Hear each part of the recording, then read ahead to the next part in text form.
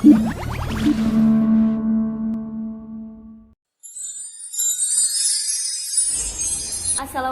warahmatullahi wabarakatuh. Halo sahabat semuanya, welcome back to my YouTube channel Diary Donavia. Oke, kali ini merupakan vlog kedua aku setelah vlog pertama aku buat di kebun Gambir ya, daerah Jember, itu pada November 2019 lalu. Aku sama murid-murid aku sama salah satu rekan kerja aku di sekolah itu pergi ke sana dan aku buat vlog di sana, dan itu pun merupakan salah satu janji aku ke anak-anak aku, maksudnya ke anak didik aku yang masuk 3 besar, aku ajak jalan-jalan ke daerah Jember.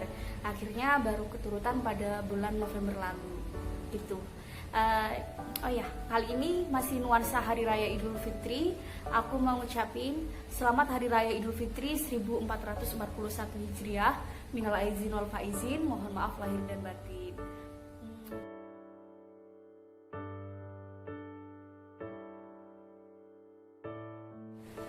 Adanya COVID-19 ini sudah sangat menyita perhatian publik ya. Mulai dari pemerintah pusat hingga masyarakat luas membicarakan tentang adanya COVID-19 ini. Dan ada protokol-protokol yang memang harus kita jalani, yang memang harus kita terapkan, seperti menggunakan masker saat bepergian keluar rumah, memakai hand sanitizer, sering mencuci tangan, dan menjaga jarak antara kita dengan orang lain. Tidak mengunjungi tempat-tempat tertentu seperti tempat pariwisata atau mungkin tempat peribadatan pun tidak boleh untuk dikunjungi. Seperti Ramadan kemarin, itu saya tidak pergi ke musola atau masjid sama sekali untuk melakukan sholat tarawih maupun sholat id. Itu karena saya sendiri merasa takut akan adanya tertular virus corona oleh orang-orang pendatang gitu. Karena di desa saya banyak pendatang-pendatang yang dia bekerja di luar kota, kemudian pulang itu banyak banget. Jadi saya takut, mawas diri untuk tidak pergi ke musola dan masjid. Seperti itu. Kemudian adanya PSBB yang juga diterapkan di Indonesia atau pembatasan sosial berskala besar, itu juga diterapkan di Indonesia tak terkecuali di Jawa Timur ya. Meskipun kita tidak menerapkan sistem lockdown, tapi kita menerapkan PSBB.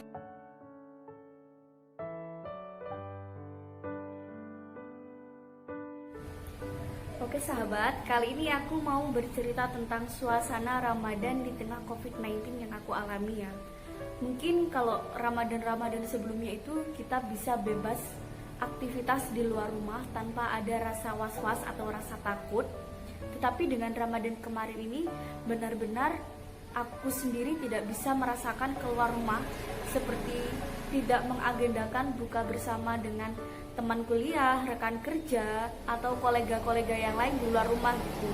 Selama 30 hari Ramadan kemarin aku full buka puasa dan sahur di rumah bersama keluarga aku sendiri. Tidak melakukan sama sekali bukber di luar rumah.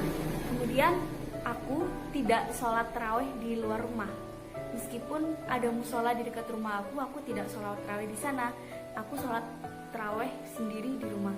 Kemudian biasanya kalau Ramadan itu ada aja kegiatan untuk bagi-bagi takjil gitu.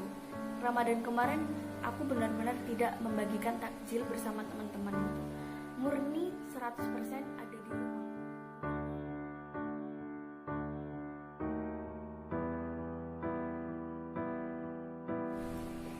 Tidak hanya Ramadan aja yang berbeda dengan tahun-tahun sebelumnya, tetapi Lebaran kali ini pun juga sangat berbeda dengan tahun-tahun sebelumnya. Bagaimana tidak gitu kan? Kalau biasanya Lebaran itu adalah momen berkumpulnya semua keluarga, tetapi untuk Lebaran tahun ini tuh enggak sama sekali. Bahkan kembaran saya sendiri pun tidak bisa pulang. Dia Lebaran di perantauan di Surabaya. Sedang saya di Banyuwangi dengan keluarga saya di rumah di Banyuwangi. Dan saudara-saudaraku yang di Bandung biasanya juga pulang. Tetapi Lebaran ini benar-benar tidak bisa pulang. Dan biasanya juga kalau hari raya itu aku dan keluarga aku ke Pacitan, dan Lebaran kali ini kita juga tidak bisa ke Pacitan karena memang aturannya tidak boleh untuk melakukan mudik hari raya seperti itu.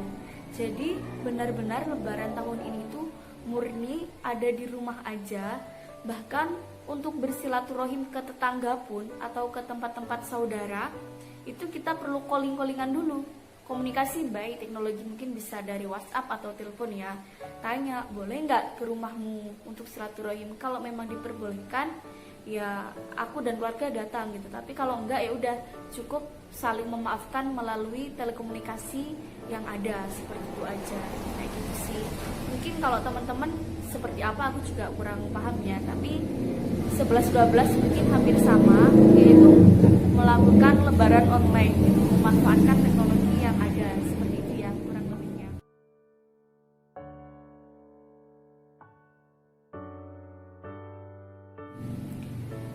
Tetapi dengan adanya COVID-19 ini, saya dapat mengambil sisi positif yang sebelumnya tidak pernah terbayangkan atau mungkin tidak pernah kita sentuh sama sekali gitu ya. Mungkin kalau sebelumnya saya itu bekerja dari pagi sampai malam, di rumah itu hanya tempat istirahat, tidur, dan ganti baju serta mandi makan. Kalau sekarang aku lebih meluangkan banyak waktu di dalam rumah.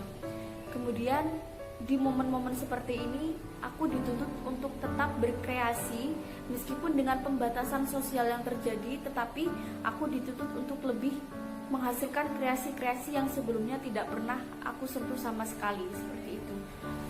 Dan aku juga bisa menghargai diri aku sendiri, lebih bisa menjaga kesehatan aku, lebih bisa menjaga pola makan. Itu mungkin sisi-sisi positif yang dapat aku ambil selama adanya COVID-19 ini. Tetapi bukan berarti aku suka adanya COVID-19, tentu tidak. Setiap orang pasti menginginkan ini semua berlalu, agar aktivitas seperti normal, seperti biasanya gitu kan, normal seperti biasanya aktivitas-aktivitas yang kita jalani gitu. Tetap masuk sekolah, masuk kerja, atau apapun lah yang biasanya kita lalui, yang kita alami selama sebelum adanya COVID-19.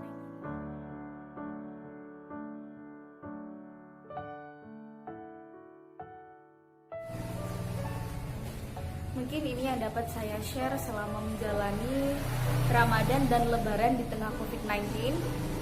Terkhusus untuk saudara-saudara kita yang saat ini berada di garda terdepan, mudah-mudahan Allah selalu memberikan kesehatan, selalu diberi kekuatan untuk menjalankan tugas dan amanahnya.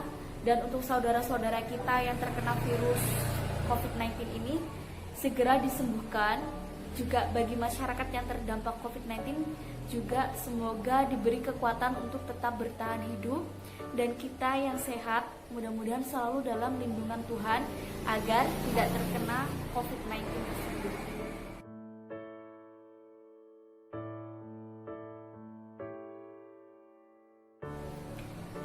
Apabila ada salah kata dan perbuatan yang kurang enak didengarkan dan dilihat, saya mohon maaf yang sebesar-besarnya. Mungkin teman-teman juga bisa mengambil manfaat dan sisi baik dari video yang saya buat ini.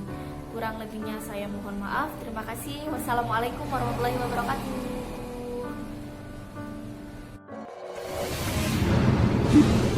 wabarakatuh.